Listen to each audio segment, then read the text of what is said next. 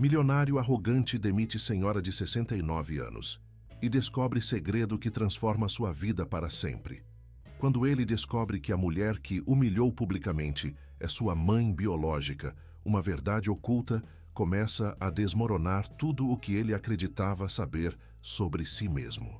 Antes de continuar com esta história emocionante, gostaria de pedir que você curta este vídeo e se inscreva no nosso canal. Assim você nos ajuda a continuar compartilhando histórias tocantes como esta e não perde nossas próximas publicações. Não se esqueça de comentar de qual cidade você está assistindo. Adoro saber que minhas histórias alcançam tantos lugares diferentes. Aqui começa a história. O som dos caros sapatos italianos ecoava pelo piso de mármore do lobby, enquanto o empresário de 43 anos ajustava o punho da camisa de grife. O aroma do café da Amazônia, cuidadosamente selecionado e preparado sob suas exigentes especificações, permeava o ar-condicionado do hotel mais luxuoso de Belém do Pará.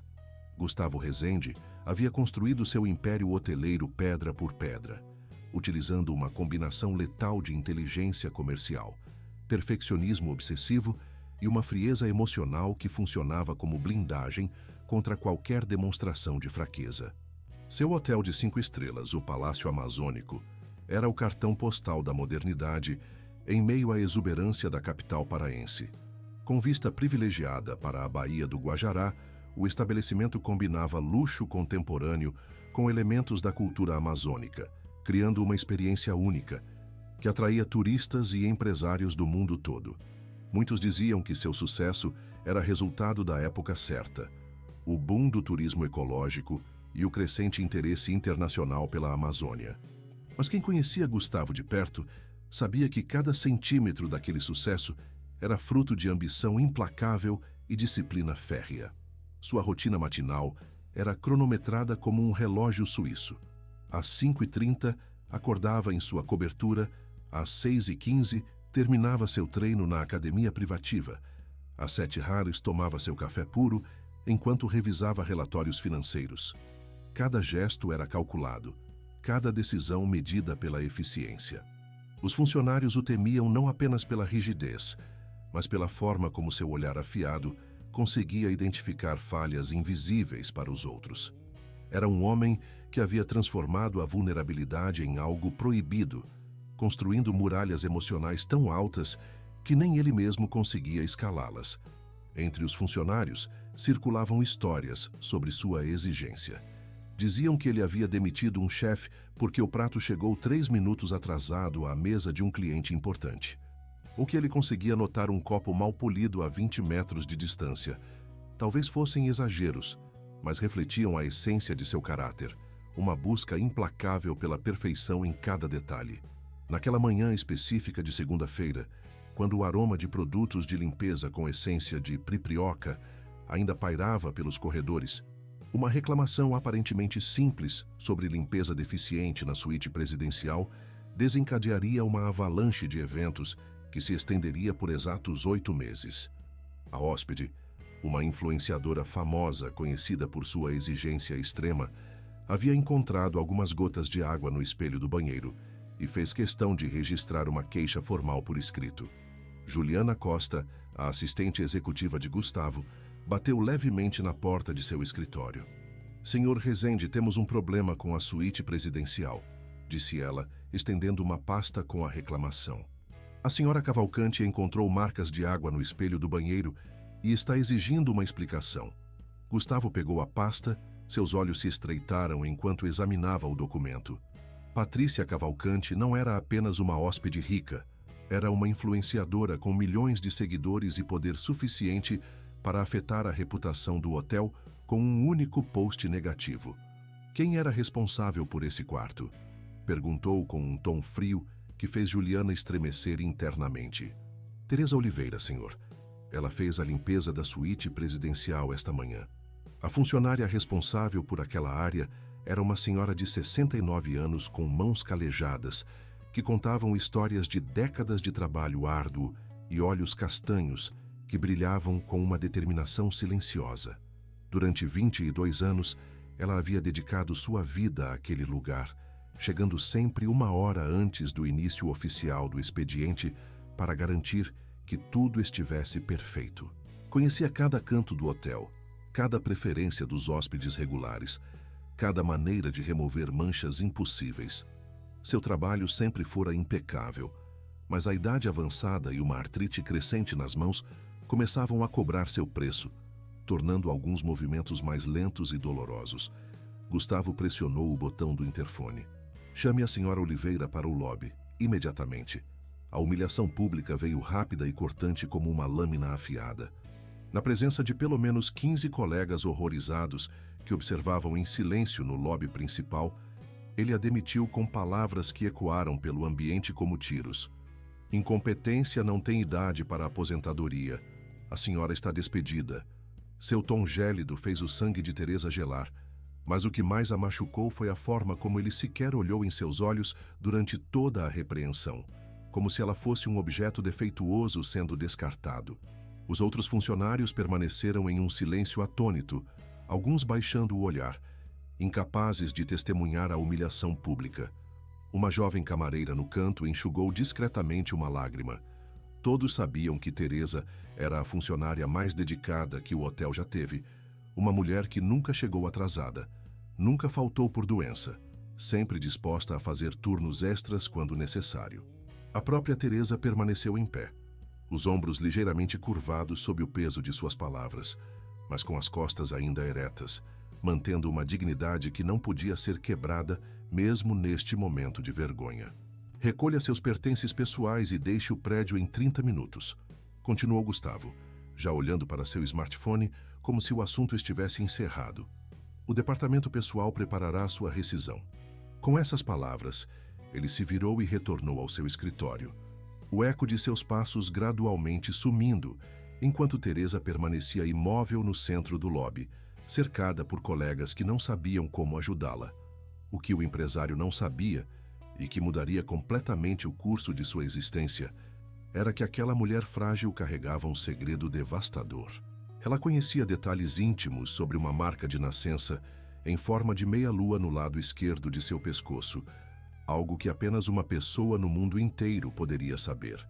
Durante todos aqueles anos trabalhando tão perto dele, ela havia guardado essa informação como um tesouro doloroso, observando-o crescer e se tornar bem-sucedido, mas sempre mantendo distância emocional para proteger seu próprio coração partido. Quando Teresa entrou lentamente na sala dos funcionários para recolher seus poucos pertences, uma fotografia desbotada de seus pais, uma garrafa térmica que ela diariamente enchia com chá de erva cidreira, um par de sapatos extras para os longos turnos, sentiu sua mão se mover inconscientemente para a pequena corrente de prata em seu pescoço. Dela pendia um minúsculo pingente, metade de um coração partido. A outra metade ela havia colocado há muito tempo em um pequeno medalhão que pendurou no pescoço de seu recém-nascido antes de entregá-lo aos pais adotivos. Esse filho, agora um homem adulto, acabara de demiti-la, sem um momento de reconhecimento, sem saber que a mulher que acabara de humilhar era aquela que o trouxe a este mundo. A ironia era tão amarga que ela quase riu, mas em vez disso, sentiu apenas um profundo e doloroso vazio no peito. A primeira semana após a demissão foi devastadora para Teresa.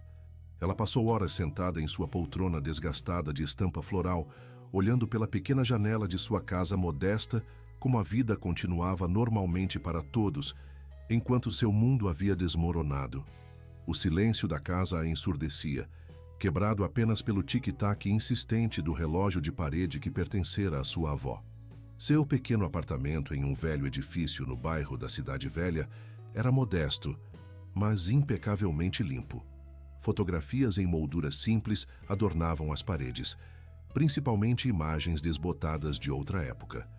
Um velho sofá com uma colcha de crochê, uma pequena mesa de jantar com 2 cadeiras, uma estante estreita com livros bem lidos. Era o apartamento de uma mulher que havia trabalhado duro por toda a vida, que virava 2 vezes cada centavo antes de gastá-lo, que consertava as coisas em vez de substituí-las. Nos dias seguintes à demissão, Teresa caiu em um padrão de sono inquieto e atividade sem propósito. Frequentemente acordava no meio da noite, seu corpo ainda sintonizado com o ritmo de décadas de turnos matinais. Sem seu trabalho, sentia-se perdida, seu propósito de vida subitamente desaparecido. Foi durante uma dessas tardes solitárias, quando o aroma de jasmim do jardim da vizinha entrava pela janela entreaberta, que ela tomou uma decisão que vinha adiando por décadas. A dor que sentira naquela manhã quando seu filho biológico, a demitira sem um lampejo de reconhecimento ou compaixão fora a gota d'água. Era hora de revelar a verdade. Com dedos trêmulos, pegou o telefone antigo e discou um número que conhecia de cor. Após 3 toques, uma voz calorosa e familiar atendeu. Margarida Santos, quem fala? Margarida, sou eu, Teresa. Sua voz soava estranha até para seus próprios ouvidos, rouca pelo choro e exaustão dos últimos dias. Teresa, que prazer ouvi-la. Como vai? A alegria na voz de Margarida desapareceu rapidamente quando sentiu a tensão na voz da amiga. Está tudo bem. Teresa respirou fundo. As palavras pareciam entaladas na garganta. Não, nada está bem.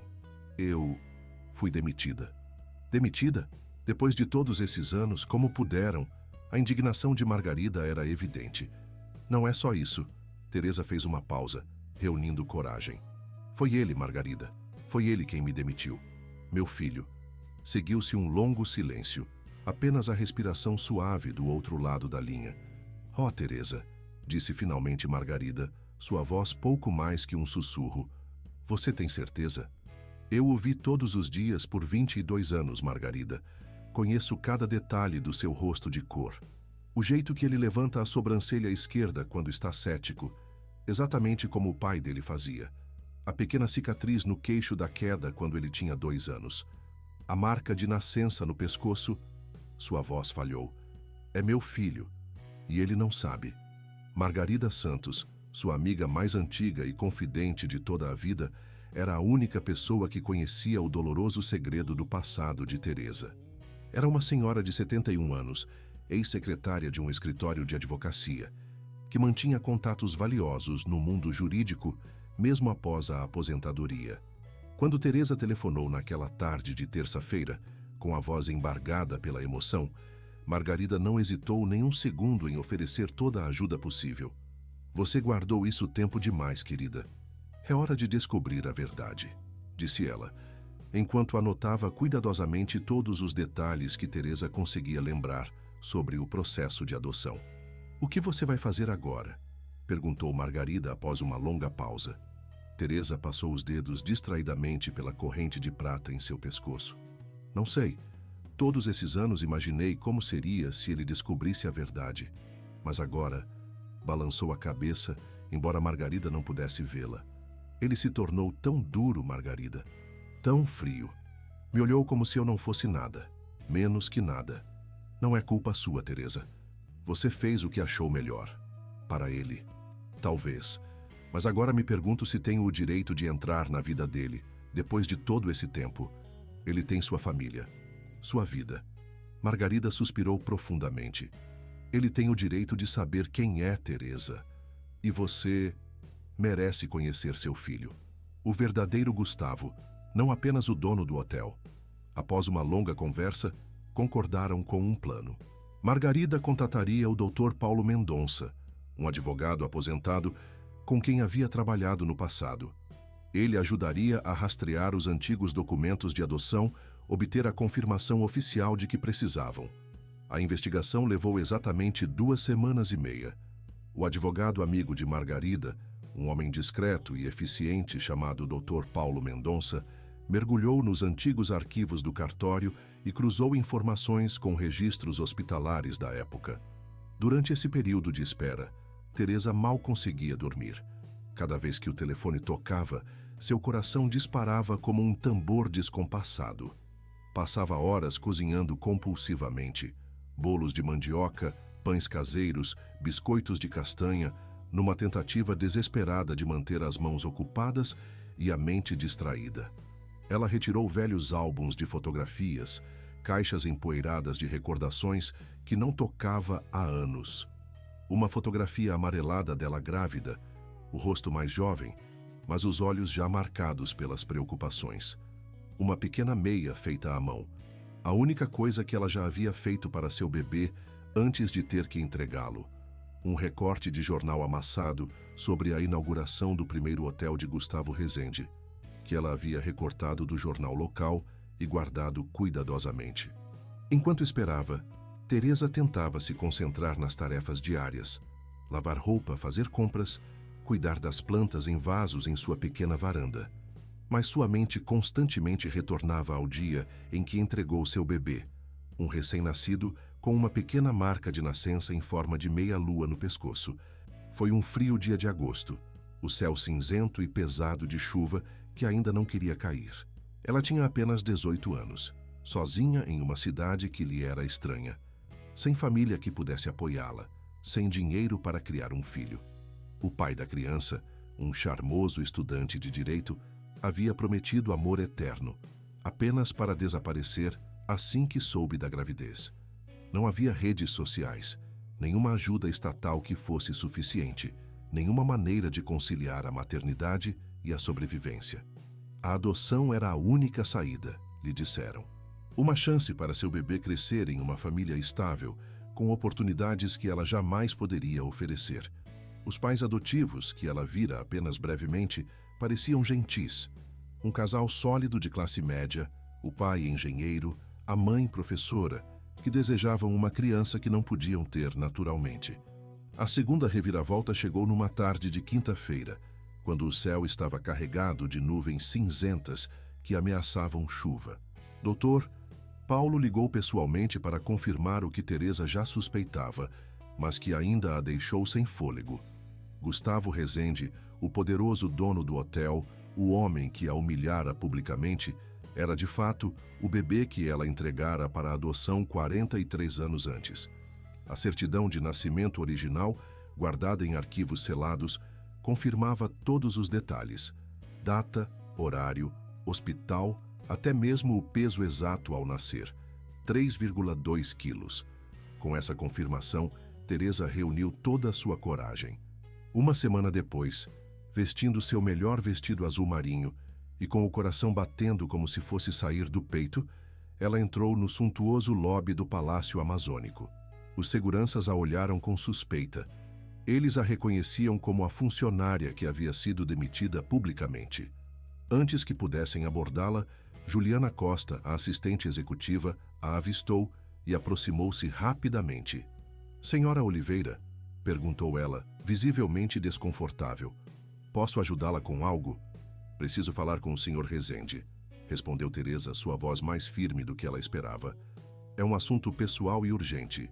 Juliana hesitou, claramente dividida entre a lealdade ao chefe e um senso de justiça para com a ex-funcionária idosa.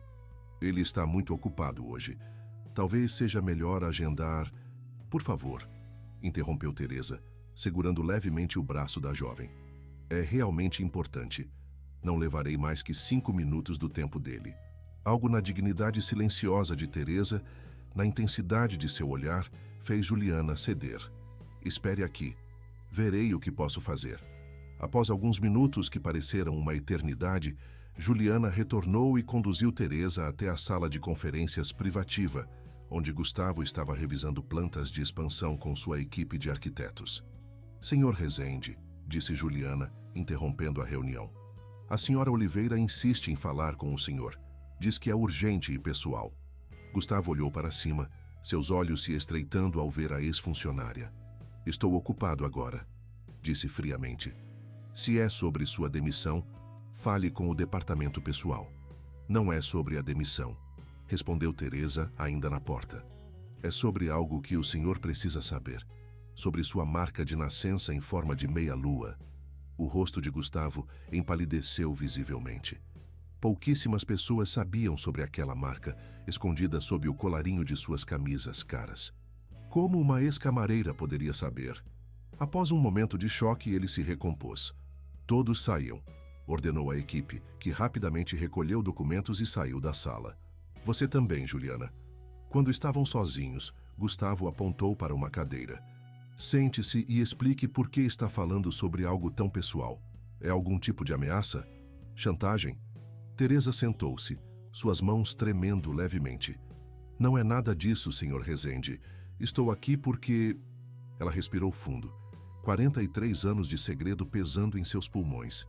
Porque eu sou sua mãe biológica. Gustavo a encarou por um longo momento antes de soltar uma risada seca e incrédula. Isso é absurdo. Meus pais são Antônio e Regina Rezende. Essa é uma tentativa patética de... Sua marca de nascença, interrompeu Teresa suavemente. Em forma de meia-lua, no lado esquerdo do pescoço. Estava lá desde o dia em que nasceu. 5 de agosto de 1980, no Hospital Santa Clara. Você pesava 3,2 quilos e tinha uma quantidade incomum de cabelo para um recém-nascido. O sorriso de escárnio desapareceu do rosto de Gustavo, substituído por uma expressão de choque e confusão. Como você poderia saber? Porque eu segurei você nos meus braços por exatamente 43 minutos antes de entregá-lo aos seus pais adotivos. Teresa tocou o pequeno pingente em seu pescoço. Tenho comigo metade de um coração. A outra metade estava em um medalhão que coloquei no seu pescoço naquele dia. Gustavo instintivamente levou a mão à gaveta de sua mesa, onde guardava um pequeno medalhão de prata que seus pais lhe disseram ter sido dado por sua avó. Um medalhão em forma de meio coração, um objeto que sempre o intrigou, mas sobre o qual nunca fizera muitas perguntas. Isso é loucura, murmurou ele, mais para si mesmo do que para ela. Uma coincidência. Você está inventando isso. Tenho os documentos, disse Teresa, abrindo uma pequena pasta que trazia consigo. E posso fazer um teste de DNA se você quiser. Não estou pedindo nada, Sr. Rezende. Nem dinheiro, nem emprego de volta, nem reconhecimento. Só achei que você tinha o direito de saber a verdade. Ela colocou os papéis sobre a mesa.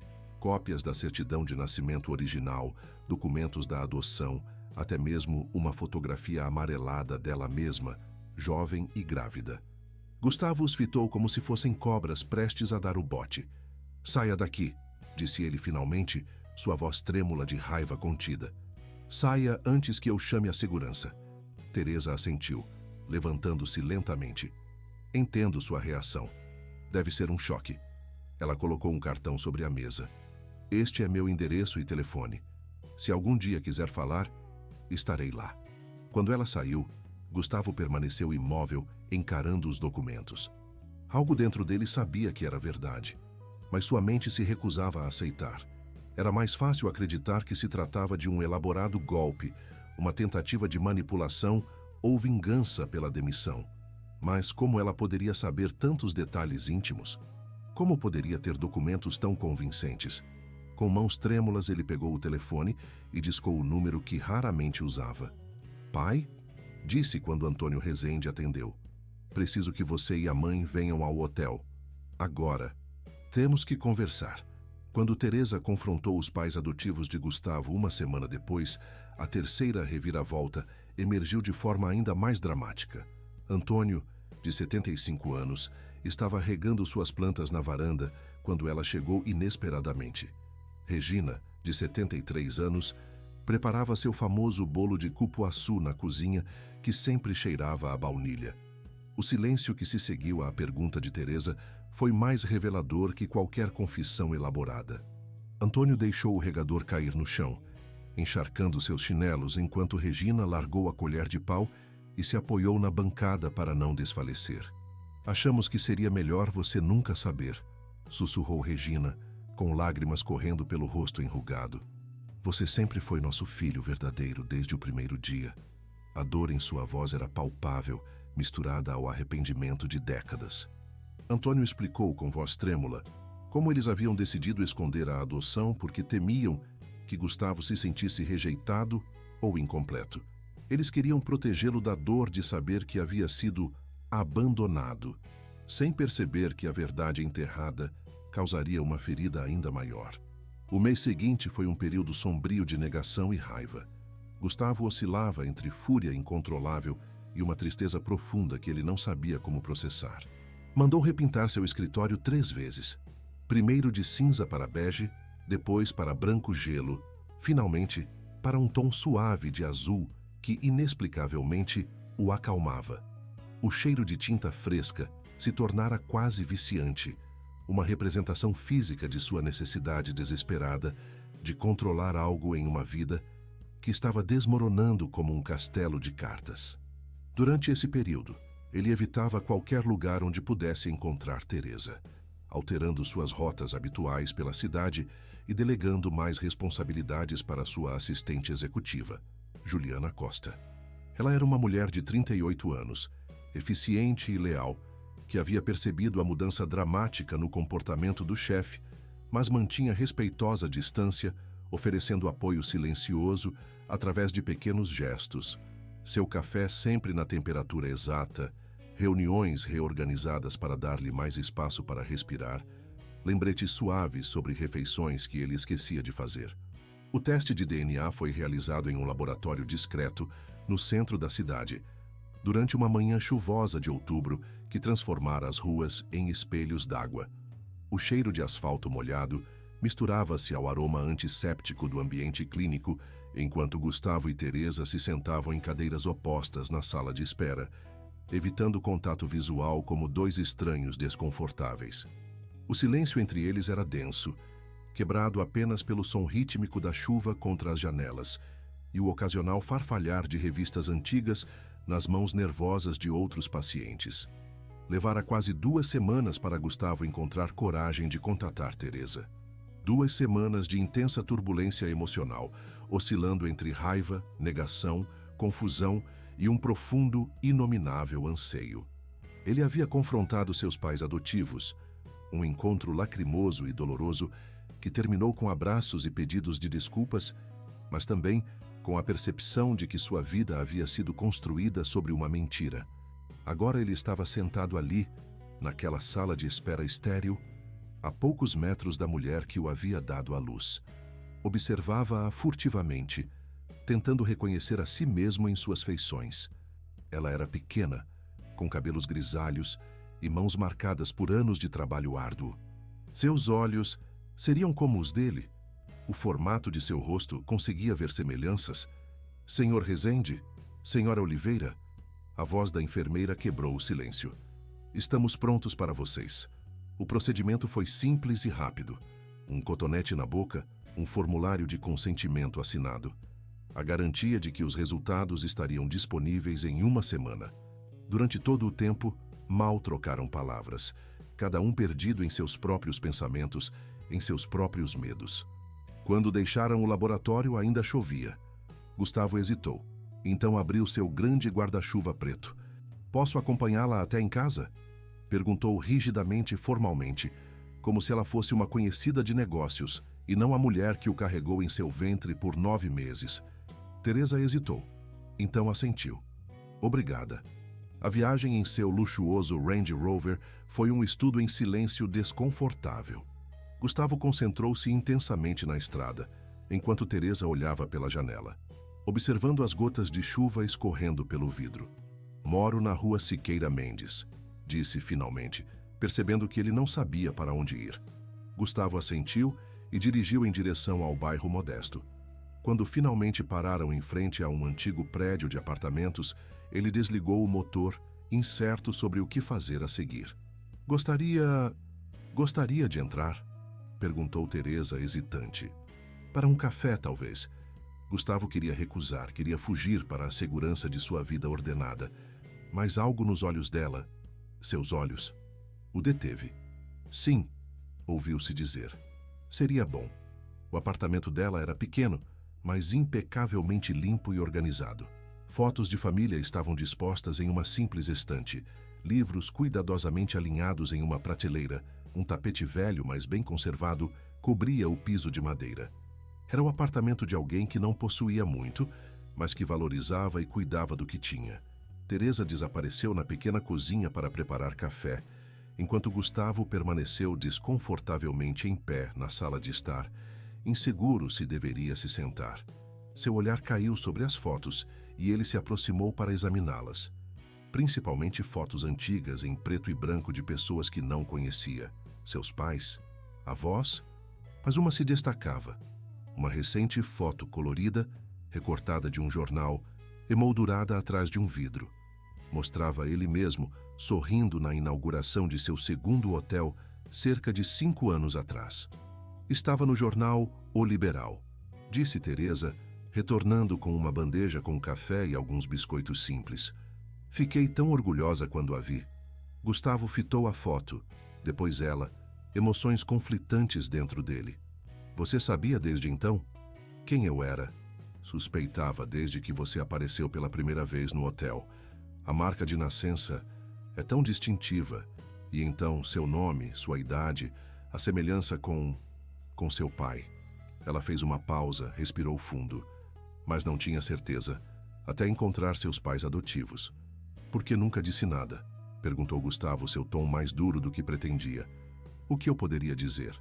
Teresa o olhou diretamente, sua voz calma, mas firme. Você tinha sua vida, sua família. Eu era apenas a camareira. Quem era eu para destruir tudo o que você havia construído? Gustavo sentiu uma pontada no peito, uma mistura de culpa e uma raiva que não compreendia completamente. Então, em vez disso, trabalhou para mim? Limpou meus pisos, meus banheiros? Por quê? Porque eu queria estar perto de você, respondeu simplesmente. Porque era o mais próximo de um relacionamento com meu filho que eu poderia ter. Queria vê-lo crescer, ter sucesso. Queria apenas estar em sua vida de alguma forma. Quando o resultado chegou, uma semana depois, trouxe a confirmação científica que abalou os últimos vestígios de negação de Gustavo. 99,97% de probabilidade de parentesco. O documento oficial, com seu timbre dourado e linguagem técnica, transformou suspeitas em realidade incontestável. Durante 3 dias consecutivos, ele não conseguiu sair de casa, permanecendo em sua cobertura, observando a cidade através das janelas panorâmicas e tentando reorganizar mentalmente cada memória, cada certeza sobre sua identidade. A carta chegou numa terça-feira de manhã, um envelope simples e branco entre sua correspondência habitual, sem remetente, apenas seu nome numa caligrafia ordenada e antiquada na frente. Gustavo quase a ignorou. Poderia tê-la jogado fora junto com a pilha de correspondência publicitária e avisos sem importância. Mas algo na caligrafia o deteve, uma vaga sensação de reconhecimento que não conseguia identificar. Abriu o envelope em seu escritório. O sol da manhã filtrando-se pelas grandes janelas, lançando padrões dourados sobre sua mesa. Dentro, encontrou uma folha de papel dobrada e um pequeno objeto embrulhado em papel de seda. Desdobrou a carta primeiro. Caro Gustavo, começava. Espero que esta carta o encontre bem. Meu nome é Teresa Oliveira e até recentemente eu era camareira em seu hotel. Mas também sou outra pessoa. Alguém que você nunca conheceu, embora nossos caminhos tenham se cruzado frequentemente. Gustavo franziu a testa, incerto sobre onde essa estranha carta estava indo. Continuou lendo. 43 anos atrás, em 5 de agosto de 1980, dei à luz um filho. Uma criança saudável com uma marca de nascença em forma de meia-lua no pescoço. Eu era jovem, sozinha e incapaz de criar um filho. A decisão mais difícil da minha vida foi entregá-lo para a adoção. Um calafrio percorreu a espinha de Gustavo. Inconscientemente, tocou seu pescoço, o local onde ficava sua marca de nascença, geralmente escondida pelo colarinho de suas camisas. Ninguém sabia sobre isso, exceto seus pais e as poucas mulheres com quem havia sido íntimo ao longo dos anos. Este menino foi adotado por um casal amoroso, Antônio e Regina Rezende, que lhe deram o nome Gustavo. Eles o criaram como seu próprio filho, dando-lhe todo o amor e oportunidades que eu jamais poderia oferecer. As mãos de Gustavo começaram a tremer, a carta ficando embaçada diante de seus olhos. Não podia ser verdade. Devia ser alguma brincadeira doentia, uma tentativa de chantagem, alguma forma de manipulação. Não busco nada de você, nem um lugar em sua vida, nem apoio financeiro, nem reconhecimento. Só queria que você soubesse a verdade. Você tem o direito de saber de onde veio. Como prova, envio metade de um medalhão. A outra metade eu carrego desde o dia em que o entreguei. É a única coisa que guardei de seu pai.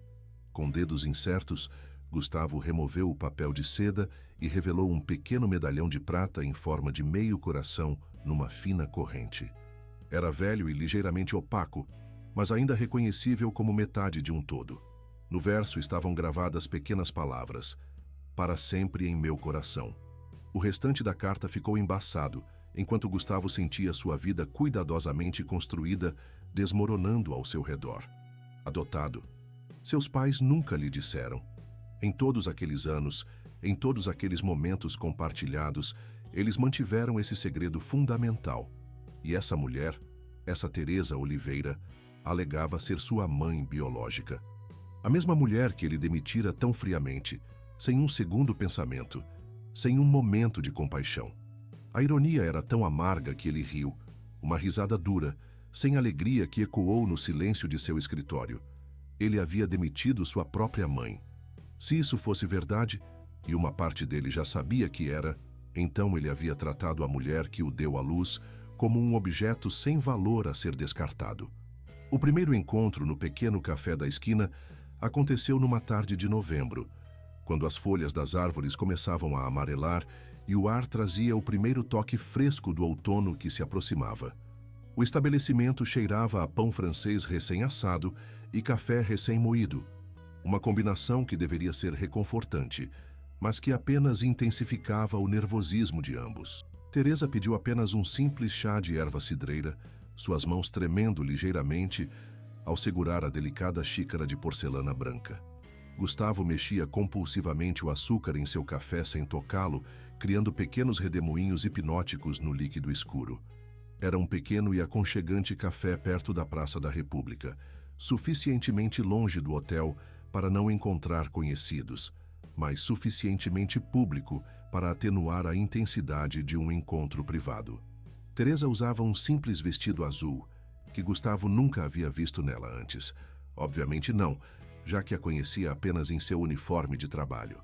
Seus cabelos grisalhos estavam arrumados com cuidado e ela usava uma fina camada de batom, algo que estranhamente o tocou. Ela havia se esforçado para parecer bem para ele. Ele mesmo havia passado mais tempo do que o normal em frente ao guarda-roupa, incerto sobre o que vestir para um encontro com a mãe biológica que nunca conhecera. No final, optou por jeans escuros simples e um suéter de cachemire cinza, o mais distante possível de seu habitual terno formal que se atrevia a ir. Entre pausas longas e palavras cuidadosamente escolhidas, Teresa começou a revelar fragmentos de um passado que Gustavo jamais conhecera. Ela contou sobre o pai dele, um homem charmoso, mas irresponsável que prometeu casamento e desapareceu no momento em que soube da gravidez.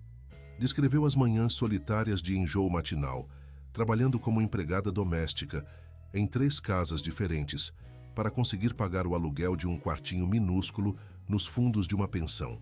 O nome dele era Carlos Silveira, disse ela, falando sobre seu pai. Ele estudava Direito na Universidade Federal do Pará. Era charmoso, bonito, de boa família. Eu era apenas uma garota ingênua do interior, vinda para a cidade grande em busca de trabalho. Ela sorriu tristemente. Eu era tão ingênua quando ele disse que se casaria comigo, como se alguém como ele pudesse se casar com alguém como eu.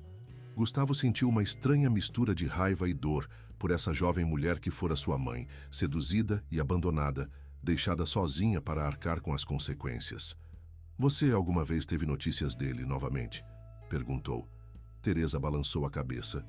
Não, não diretamente. Ouvi dizer que ele se formou e começou a trabalhar em um grande escritório de advocacia em Brasília. Casou-se com uma mulher de boa família. Teve outro filho. Ela fez uma pausa, seus dedos brincando com a borda da xícara de chá. Um filho que ele reconheceu. A quarta reviravolta principal surgiu quando ela mencionou, quase como um comentário casual enquanto adoçava seu chá, que Gustavo tinha um meio-irmão por parte de pai. Um homem de 41 anos chamado Marcelo Silveira, que trabalhava como professor de história em uma escola pública na periferia, completamente alheio à conexão familiar. Ele tem seus olhos, disse Teresa suavemente, observando a expressão de total choque se espalhando pelo rosto de Gustavo. A mesma intensidade, a mesma cor verde acinzentada que muda conforme a luz. Gustavo a fitou, seu café completamente esquecido. Eu tenho um irmão, meio-irmão, corrigiu Teresa gentilmente. Sim, Carlos se casou um ano após seu nascimento. O filho dele, Marcelo, nasceu cerca de 2 anos depois. E esse Marcelo sabe sobre mim? Teresa balançou a cabeça. Acho que não. Por que Carlos contaria à sua nova família sobre um filho ilegítimo que ele abandonou? Gustavo recostou-se na cadeira, tentando processar a informação. Um irmão, um pai que o abandonou, uma mãe que o entregou por desespero e amor. Era demais de uma só vez. Como você sabe todas essas coisas? Perguntou finalmente. Sobre meu pai e sobre o outro filho dele? Teresa hesitou, então alcançou sua bolsa e retirou um velho caderno desgastado. Eu observei você todos esses anos, Gustavo. De longe. Coletei recortes de jornal, encontrei informações onde pude. E sim, também procurei seu pai. Ela abriu o caderno mostrando-lhe páginas de anotações cuidadosas, artigos recortados, até mesmo algumas fotografias. Quando descobri que ele tinha outro filho, quis saber quem era esse menino, seu irmão. Gustavo olhou para o caderno, uma história visual de sua própria existência, vista através dos olhos de uma mulher que o amara de longe. Era ao mesmo tempo perturbador e profundamente tocante. Por que você está me contando tudo isso agora? Perguntou finalmente, sua voz mais baixa do que pretendia. Teresa fechou gentilmente o caderno e o colocou sobre a mesa entre eles. Porque você tem o direito de saber. Porque estou envelhecendo e não queria que essa verdade morresse comigo. E porque... Ela parou, procurando as palavras certas. Porque pensei que talvez, apenas talvez, pudéssemos nos conhecer, antes que seja tarde demais. Nas semanas seguintes, Gustavo discretamente contratou um investigador particular para localizar Marcelo. A descoberta foi simultaneamente fascinante e perturbadora. Seu meio-irmão vivia em uma simples casa de 2 quartos. Era casado com uma enfermeira e tinha gêmeos de 7 anos. Ganhava pouco, mas era respeitado por alunos e colegas, conhecido por sua paixão em ensinar e sua habilidade de tornar a história interessante, até para os estudantes mais desinteressados. Era tudo o que Gustavo não era. Emocionalmente conectado, satisfeito com uma vida simples, cercado por pessoas que o amavam genuinamente. O relatório do detetive continha fotografias, endereços, até mesmo cópias de alguns documentos públicos. Marcelo Silveira lecionava história na Escola Municipal Pedro Teixeira, no bairro do Guamá. Era casado com Cláudia Silveira, enfermeira no Hospital Universitário João de Barros Barreto. Os gêmeos, Lucas e Luana, frequentavam o 2º ano do ensino fundamental na escola próxima à sua casa. Gustavo passou horas estudando as fotografias, procurando semelhanças. E lá estavam elas. Os mesmos olhos verde-acinzentados, o mesmo formato de nariz. Até mesmo uma maneira similar de inclinar ligeiramente a cabeça quando estavam concentrados. Era perturbador, como olhar para um espelho de um mundo que poderia ter sido seu. Um mundo mais simples, talvez mais feliz. Após dias de hesitação, ele finalmente se encontrou do lado de fora da escola, esperando em seu Mercedes, enquanto o sinal da escola anunciava o fim do dia. Ele não tinha um plano real. Não sabia o que diria se encontrasse coragem para abordar seu meio-irmão. E então o viu. Um homem de meia idade com cabelos escuros que começavam a ficar grisalhos nas têmporas, uma pasta em uma mão, a outra acenando em despedida para alguns alunos que partiam. Ele usava óculos que lhe davam um ar intelectual, e suas roupas eram simples mas arrumadas. Calças de sarja marrons, uma camisa xadrez, uma jaqueta de couro gasta. Gustavo observou Marcelo se aproximar de seu velho Fiat, entrar e partir, provavelmente para casa, para sua esposa e filhos. Ele não o seguiu. Não podia. O que diria? Olá, sou seu meio-irmão de quem você nunca soube. Era cedo demais, complicado demais, demais de tudo de uma vez. Em vez disso, retornou ao hotel à sua vida ordenada e luxuosa, que de repente parecia estranhamente vazia. Pensava em Marcelo, que provavelmente agora estava brincando com seus filhos, jantando com sua esposa, levando uma vida simples, mas gratificante. Uma vida baseada em conexões reais, não em dinheiro e poder.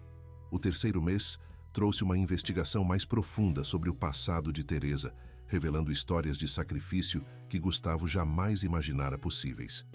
Ela trabalhara simultaneamente como faxineira nas primeiras horas da manhã, babá durante a tarde e passadeira à noite, dormindo apenas 4 horas por dia durante anos. Guardava cada centavo possível em uma velha lata de biscoitos, sonhando secretamente que um dia poderia oferecer algo ao filho que entregara para a adoção, mesmo sem saber se algum dia o encontraria. Gustavo começou a visitar o bairro onde Teresa cresceu, uma região humilde mais digna, onde as pequenas casas eram mantidas com orgulho e os vizinhos ainda se cumprimentavam nas calçadas estreitas. O contraste com sua vida luxuosa era gritante, mas pela primeira vez ele sentia algo que não conseguia nomear, uma sensação de autenticidade que faltava em seus ambientes sofisticados. O aroma de comida caseira escapando pelas janelas abertas, o som de crianças brincando nas ruas, as conversas espontâneas entre pessoas simples, tudo isso criava uma atmosfera de comunidade que ele nunca experimentara. Os encontros com Teresa tornaram-se mais regulares, semanais agora. Às vezes no café, às vezes no pequeno apartamento dela, ocasionalmente até mesmo em sua cobertura, embora ela claramente se sentisse desconfortável lá, cercada por tanto luxo. A cada encontro, Gustavo aprendia mais sobre a mulher que o deu à luz. Sua força, sua determinação, sua inabalável vontade de sobreviver e seguir em frente, apesar de todas as adversidades. Ele começou a trazer fotografias que seus pais adotivos lhe deram. Imagens de sua infância, adolescência, momentos importantes de sua vida. Teresa olhava para cada uma com uma fome nos olhos que o tocava profundamente, como se tentasse recuperar todos os anos perdidos, todos os marcos que perdera. "Você era uma criança tão séria", comentou ela olhando para uma foto dele aos 6 anos, posando rigidamente em uniforme escolar. "Sempre tão arrumado, tão contido. Meus pais adotivos, eram muito estruturados, muito disciplinados", explicou Gustavo. "Meu pai era engenheiro. Tudo sempre tinha que estar em perfeita ordem." Teresa assentiu compreensivamente. "Eles o criaram bem. Melhor do que eu jamais poderia ter feito." "Eles fizeram o melhor que puderam", admitiu Gustavo, "mas também eram distantes, emocionalmente inacessíveis. Não me lembro de meu pai me abraçar depois que fiz 10 anos. Seguiu-se um silêncio no qual pensamentos não expressos preenchiam a sala. Como teria sido se Teresa o tivesse mantido? Mais pobre, certamente, mais difícil do ponto de vista material, mas talvez mais rico em outros aspectos mais importantes. Durante um desses encontros, Teresa trouxe uma velha lata de biscoitos amassada. Com mãos trêmulas, abriu-a e despejou o conteúdo sobre a mesa. Maços de notas, velhas cadernetas de poupança, alguns certificados de títulos do tesouro. "Isso é para você", disse simplesmente. "Sempre foi para você." Gustavo fitou a pilha de dinheiro completamente atônito. "O que é isso?" "Minhas economias. De todos esses anos." Teresa sorriu timidamente. "Não é muito comparado ao que você tem. Mas é tudo o que consegui economizar desde o dia em que entreguei você." Gustavo pegou uma das cadernetas de poupança, abriu-a e viu as entradas, pequenas quantias, regularmente depositadas ao longo de décadas. 5 cruzeiros aqui, 10 cruzados ali, depois reais. Uma crônica de sacrifícios, de privações. "Você economizou isso para mim?" perguntou, sua voz pouco mais que um sussurro. "Caso algum dia eu o encontrasse. Caso você precisasse." Ela riu baixinho, um pouco envergonhada. "Claro, você não precisa. Você é mais bem-sucedido do que eu jamais poderia sonhar. Mas eu não conseguia parar de economizar. Era a minha maneira de permanecer conectada a você." Gustavo tocou a lata de biscoitos amassada, sentiu os amassados e arranhões, sinais de anos de uso. Naquele momento, compreendeu a profundidade do amor de sua mãe, um amor que nunca cessou, mesmo quando ela não podia expressá-lo diretamente. A quinta reviravolta veio quando Teresa revelou com certa timidez que havia conseguido economizar uma quantia surpreendente ao longo dos anos. Apesar dos ganhos modestos, sua disciplina financeira e alguns investimentos modestos, mas inteligentes em cadernetas de poupança e títulos do governo, resultaram em uma soma considerável. "É para você", disse ela simplesmente. sempre foi para você. O valor, equivalente ao custo de um apartamento de luxo, representava décadas de privação pessoal, de refeições simples para que cada real pudesse ser poupado. Durante o quarto mês, a sexta reviravolta surgiu através de documentos antigos encontrados no cartório municipal.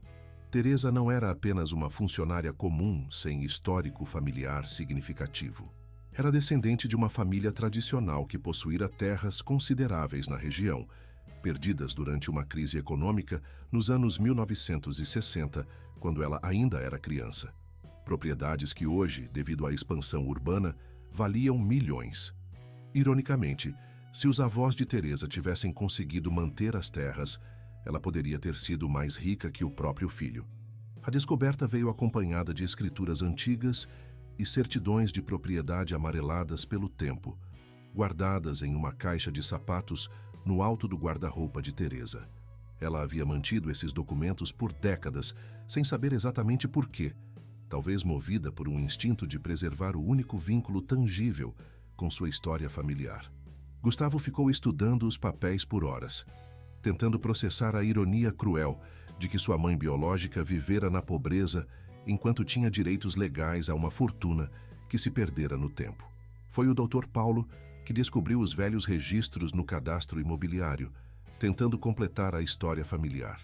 O advogado veio ao escritório de Gustavo uma tarde com uma pasta grossa cheia de documentos. "Senhor Rezende, acho que deveria ver isso", disse ele colocando um extrato amarelado do cadastro sobre a mesa. "São escrituras de propriedade de terra que pertenciam à família de sua mãe. Terrenos consideráveis, no que agora é a área do reduto." Gustavo estudou os documentos, seus olhos se arregalando em compreensão. Esses terrenos agora têm prédios comerciais, condomínios residenciais. "Exatamente", assentiu o Dr. Paulo. Após a grande enchente de 1987, muitas propriedades familiares foram vendidas a preços irrisórios. Seus bisavós maternos perderam tudo. O que hoje valeria milhões foi perdido. Gustavo recostou-se na cadeira, sobrecarregado pela ironia. Sua mãe, que vivera em relativa pobreza, descendia de uma família que já havia sido próspera, proprietários de terras que hoje valeriam uma fortuna. Quando contou a Teresa, ela apenas riu suavemente. "A vida é estranha, não é? Meu pai às vezes falava sobre isso, sobre a terra que sua família possuía. Mas era como uma fábula para mim, não totalmente real. Mal tínhamos o suficiente para comer, muito menos riquezas." Ela deu de ombros. "Talvez seja por isso que sempre fui tão econômica. Está no sangue. A memória de tempos melhores, o medo da perda." Gustavo sentiu um novo respeito por essa mulher que havia passado por tanto e ainda assim nunca perdeu a esperança ou a dignidade. Ela sobreviveu em um mundo que ele mal podia compreender, um mundo de verdadeiras privações e lutas, tão distante de sua vida privilegiada.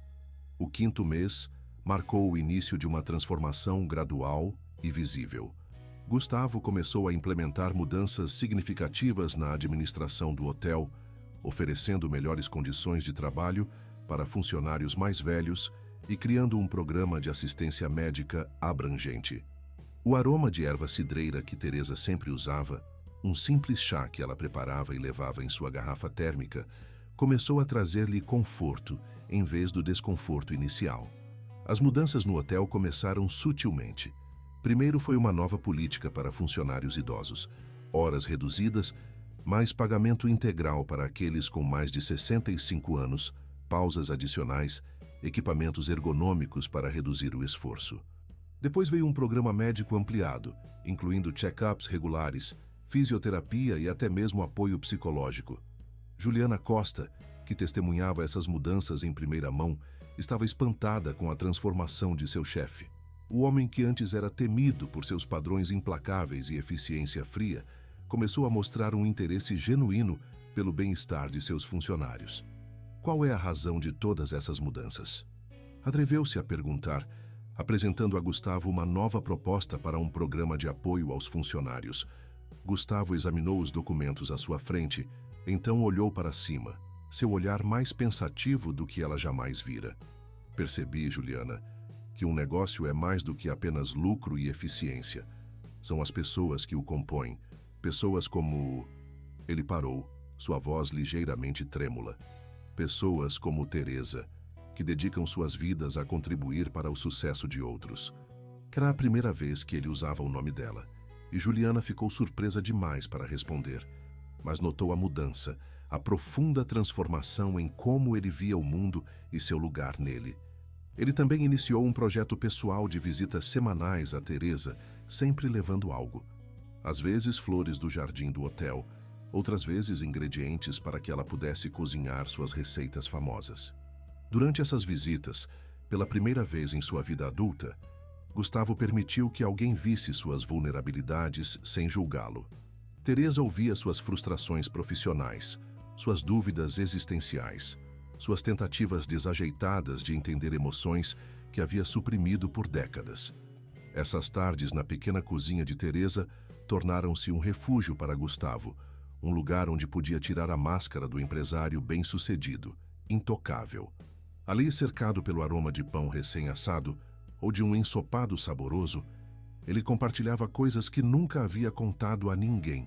Sua solidão, apesar de todo o seu sucesso, sua incapacidade de formar relacionamentos duradouros, seu medo profundamente enraizado de não ser suficiente, de nunca ser suficiente. E Teresa ouvia, com a paciência infinita de uma mãe que queria recuperar o tempo perdido. Ela não oferecia conselhos baratos, consolações superficiais. Em vez disso, compartilhava suas próprias experiências, suas próprias lutas e triunfos. Contava-lhe como continuara após a adoção, como se levantava todos os dias e continuava lutando, apesar da dor e do vazio em seu coração. A vida nem sempre nos dá o que queremos, disse ela uma tarde amassando a massa para pães de castanha, suas mãos seguras e experientes, apesar da artrite que fazia suas juntas doerem. Mas nos dá o que precisamos para crescer. Entregar você foi a coisa mais difícil que já fiz, mas fez de você o homem que é hoje e de mim a mulher que sou. Gustavo observava suas mãos moldando a massa e pensava em todos os anos de trabalho árduo que aquelas mãos haviam realizado. Mãos que talvez o tivessem segurado se a vida tivesse sido diferente. "E você não se arrepende?" perguntou baixinho. "De ter me entregado?" Teresa parou, suas mãos imóveis na massa. "Todos os dias", respondeu honestamente. "E ao mesmo tempo nenhum dia, porque sei que foi a coisa certa para você." Nesses momentos de abertura, de vulnerabilidade, começava a crescer um relacionamento verdadeiro entre mãe e filho, não baseado em uma noção idealizada de família, mas em respeito mútuo e compreensão, na aceitação de sua história compartilhada e separada. Juliana, sua assistente, começou a notar mudanças sutis, mas significativas no comportamento de seu chefe. Ele fazia pausas mais longas entre reuniões, ocasionalmente sorria para funcionários no corredor e até perguntava sobre a família dela, algo impensável meses antes. Ela mesma se beneficiou dessa transformação, finalmente recebendo o reconhecimento profissional que merecia há anos, incluindo uma promoção para gerente executiva e autoridade para tomar decisões importantes sem consulta prévia. A cada dia que passava, Gustavo parecia deixar cair um pouco de sua fachada fria e distante. Começou a ter conversas pessoais com funcionários de longa data, aprendendo seus nomes, suas histórias, suas lutas e sonhos. Visitava partes do hotel que antes deixava para os gerentes, as cozinhas, a lavanderia, as salas de manutenção, e pela primeira vez realmente via as pessoas que trabalhavam nos bastidores para manter seu império. O sexto mês trouxe a descoberta mais alarmante de todas. Durante uma conversa aparentemente casual sobre saúde, Teresa mencionou que havia sido diagnosticada com uma condição cardíaca que requeria cirurgia, mas que decidira não fazer o procedimento devido ao alto custo. "O dinheiro que tenho é para você", insistia ela, mesmo quando Gustavo tentava argumentar que sua vida era mais importante que qualquer quantia. Essa revelação o desesperou de uma forma que jamais experimentara. Havia encontrado sua mãe apenas para potencialmente perdê-la novamente. Isso aconteceu durante um de seus encontros regulares à tarde. Teresa, Acabara de servir chá quando de repente estremeceu, pressionando uma mão contra o peito. Gustavo imediatamente notou a expressão de dor que cruzou seu rosto. "O que foi?" perguntou alarmado. "Você está bem?" Teresa tentou sorrir, mas estava tenso. Só uma fisgada. Nada para se preocupar. Mas Gustavo não estava convencido. "Não é a primeira vez, não é? Notei que às vezes você estremece ou fica sem fôlego." Teresa suspirou, sabendo que não podia mais esconder. "Não, não é a primeira vez. Eu tenho alguns problemas no coração." "Que tipo de problemas?" "Você foi a um médico?" Ela assentiu lentamente. "Alguns meses atrás. Eles dizem que preciso de uma cirurgia. Uma válvula cardíaca precisa ser substituída." Gustavo sentiu seu próprio coração falhar uma batida. "Cirurgia? Por que você não disse nada? Por que ainda não foi feita?" Teresa evitou seu olhar, seus dedos brincando nervosamente com a xícara de chá. "O custo, as filas de espera, é complicado." "O custo?" Gustavo a encarou incrédulo. "Você precisa de uma cirurgia cardíaca e está preocupada com o custo? Por que não me pediu?" "Eu teria..."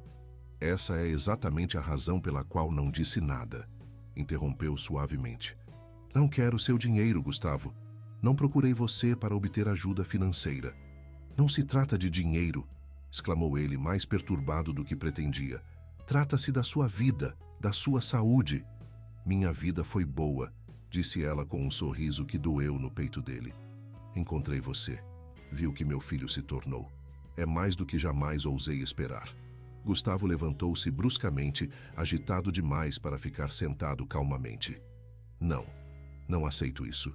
Você vai fazer essa cirurgia e o mais rápido possível. Eu vou cuidar disso." Teresa abriu a boca para protestar, mas Gustavo ergueu a mão. "Não é negociável, mãe." Era a primeira vez que a chamava assim, e a palavra ficou suspensa no ar entre eles, carregada de emoções que nenhum deles podia processar completamente. A sétima reviravolta veio quando Gustavo descobriu que Teresa havia recusado ofertas de ajuda de outros parentes distantes que souberam de sua condição. Primos afastados e velhos conhecidos haviam se oferecido para contribuir com o tratamento, mas ela educadamente recusou, alegando que não queria ser um fardo para ninguém. Sua independência orgulhosa, que mantivera por toda a vida mesmo nas circunstâncias mais difíceis, agora estava literalmente colocando sua existência em risco. Durante a semana seguinte, Gustavo trabalhou incansavelmente para organizar tudo para a cirurgia de Teresa. Consultou os melhores cardiologistas do país, marcou consultas em uma prestigiosa clínica particular em Belém, cuidou pessoalmente de cada detalhe. Mas Teresa permaneceu obstinada. "Não posso aceitar isso", insistiu quando ele apresentou os arranjos. "É demais." "Nada é demais", respondeu firmemente Gustavo. "E além disso, não é só meu dinheiro. Olhe." Ele entregou a ela várias cartas e notas, de seus vizinhos e ex-colegas do hotel, até mesmo alguns parentes distantes que ela não via há anos, todos oferecendo ajuda, seja financeira ou prática. "Sua prima Luísa se ofereceu para ficar com você durante a recuperação", explicou Gustavo. "A senhora Santos ao lado quer cozinhar diariamente. E veja aqui, uma carta do Dr. Martins, um médico que aparentemente você conheceu muitos anos atrás. Ele oferece acompanhamento pós-operatório gratuito." Teresa pegou as cartas com mãos trêmulas, leu as palavras de carinho e apoio de pessoas que não esperava que se importassem com ela. "Eu não sabia", sussurrou, lágrimas nos olhos. "Você passou toda a sua vida cuidando dos outros", disse gentilmente Gustavo. "Talvez seja a hora de permitir que outros cuidem de você." Durante esse período, Gustavo mergulhou em pesquisas médicas obsessivas, consultando os melhores cardiologistas do país e descobrindo que o procedimento não era apenas necessário, mas urgente.